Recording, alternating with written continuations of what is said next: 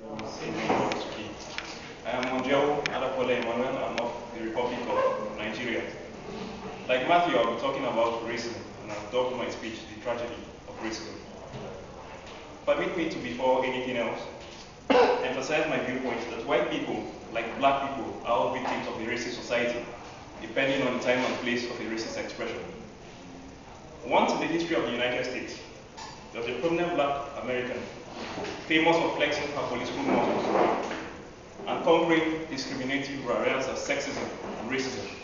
Her name was Shirley Chisholm, educator, author, and politician. In 1968, she became the first African American woman to be elected to Congress.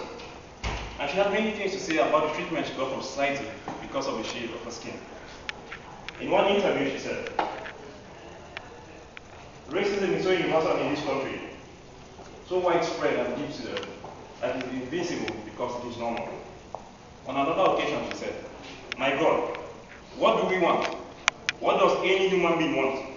Take away an accident of pigmentation and a thin layer of our outer skin, and there is no difference between me and anyone else. All we want is for this trivial difference to make no difference." She also said that the double drawbacks of being female and having a skin colored by melanin was a foolish reason to be famous.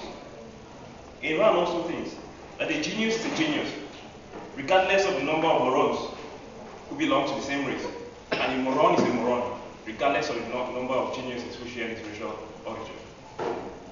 Scholars agree that the nearest traceable origin of racism dates back to the 1930s, although the word racism existed in the English language since 1907. They also agree that the clash between Hitler's Germany and the Jews was the keystone for the popularity of racist ideas, people, and structures. Racism, therefore, is the anti-humanist concept of assigning moral, social, or political importance to a person's genetic makeup. Racism, therefore, is the anti-humanist concept of assigning moral, social, or political importance to a person's genetic makeup. In our time, racist people attempt to prove the superiority of their races by the historical achievement of members of their race. But in reality, is there such thing as a collective or racial achievement? Let us assume that men and women of one race have superior brain powers or other attributes to other races. It will still tell us nothing about the abilities of an individual of another race, and is irrelevant to judge that individual. Consequently, there are only individual minds and individual achievements. To be racist shows that we have no idea about how virtues are acquired, or that we ourselves have not acquired those virtues. It shows that we have lost our personal identities and have no personal achievements, but rely on the accomplishment of our races, tribes, and clans. Iran says again, racism is much more prevalent among the poor white trash than among their intellectual betters. In reality, ladies and gentlemen, great men and women are white and they are black. They are Abraham Lincoln and Mohandas Gandhi. They are Mother Teresa of Calcutta and Martin Luther King Jr. They are Pope John Paul II and St. Augustine of Africa. They are Bill Gates and Michael Jordan, and Tiger Woods and Michael Schumacher, Venus Williams and Maria Sharapova, Diana, Princess of Wales, and Oprah Winfrey. They are all of you and all of us. They are you and me. Racism silently lives in the minds of our populations and diverse society, however much we do not admit it. It has quietly manifested in politics, sports, and other human endeavors. It has been an appetite issue in South Africa, and the grounds for the popularity of many figures like Nelson Mandela, the greatest black man that I know, Barack Obama in the United States, President Mugabe and the white farmers in Zimbabwe, Samuel Eto'o in football, and Michael Jackson in his ambition to skin up. Whatever the basis are for discrimination, be it anti-female, anti-white, or anti-black, it amounts to the same thing, anti-humanism.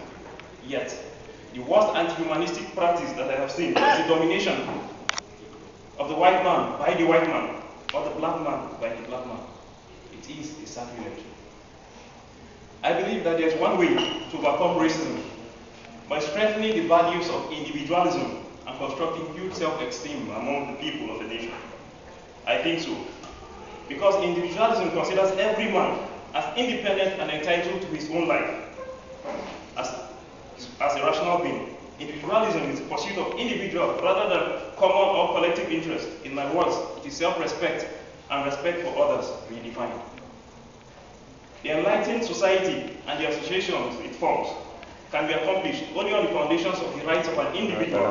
A race or any tribal group as himself has no rights except the rights of its individual members. Ladies and gentlemen, if we adopt a progressive individualistic attitude, we will live in that free world that Martin Luther and Matthew have talked about, where you and I will be judged, not by the color of our skin, but by the content of our character. Martin Luther, father of an egalitarian world. God bless all races, ladies and gentlemen. Thank you for listening.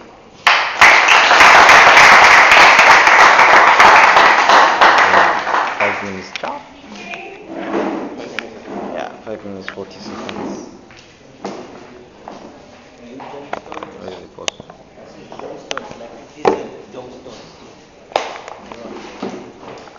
Where is the post? Post. Post. No post. It should be somewhere in here one. Yeah, post. Martin, where is the post? Post.